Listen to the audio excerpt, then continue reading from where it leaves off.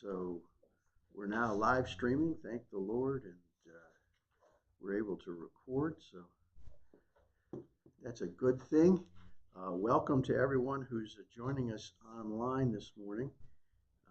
And let's give a call out to our telephone line here and let them join in as well. Welcome to the conference call. Please enter your access code or PIN followed by the pound sign.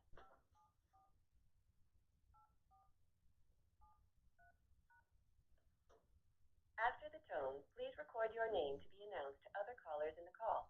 Then press the pound sign to enter the conference. Ron Davis.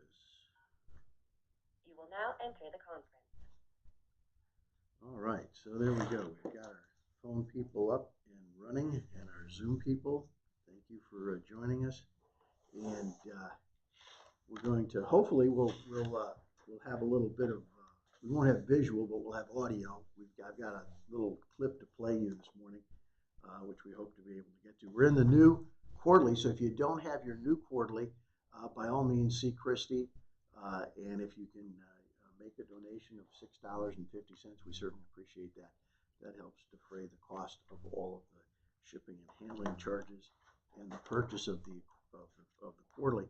We've started a new study on the major themes of the minor prophets, and I'm going to kind of go through a little bit of an overview this morning in terms of talking about Old Testament prophets.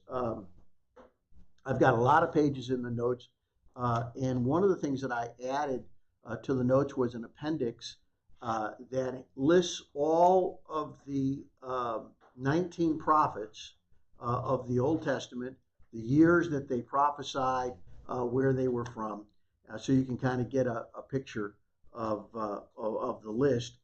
It's interesting that we're going to be looking at the 12 books in the Old Testament that are grouped as the minor prophets, which would be Hosea, Joel, Amos, Obadiah, Jonah, Micah, Nahum, Habakkuk, Zephaniah, Haggai, Zechariah, and the last one, Malachi. I just read off all the last of the books of the Old Testament of the 66 books in the Bible. And of the 12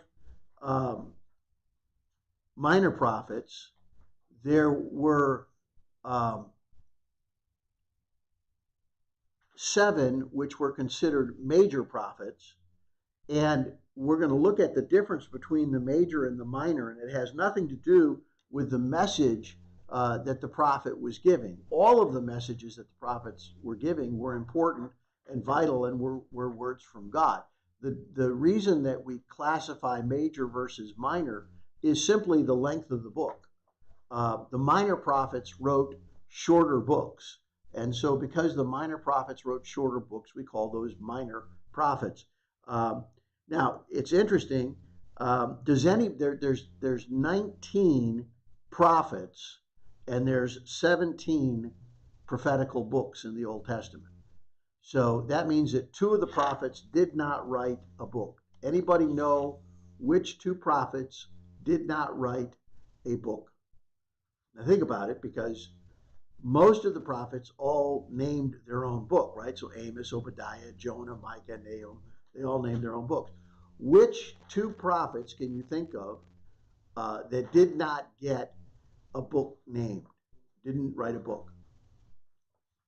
It's interesting because they're both major prophets. One is Elijah. Elijah did not write a book. Who else? Who's the other guy you think that didn't write a book? Moses. No, Moses wrote a whole bunch of books. He wrote Genesis, Exodus, Leviticus, Numbers, and Deuteronomy. So he wrote a bunch of books. Who was Elijah's successor? Elisha, right. Elisha was the second prophet that did not write a book. So you've got 19 prophets, 17 wrote named books, 2 did not. And the other interesting thing about the prophets is that they in many cases lived at the same time as other prophets. So there was more than just one prophet at a time. In fact, oftentimes there might be 2 or 3 or as many as 4 different prophets that were all living and contemporaries of each other. And when you go, I actually have a resource that lays out sort of a timeline, and it compares all the prophets in their lives and who overlapped who. And after 20 pages of notes, I figured that 21 pages was just too much. So I drew the line there. But you can go through and look at the appendix on the notes, and you can see when you look at the years, you're going to find that there's some overlapping years of prophets who were there speaking at the same time. But they weren't speaking to the same groups of people. Oftentimes, the prophets would be speaking either to the northern tribes or to the southern kingdom. So the real question becomes sort of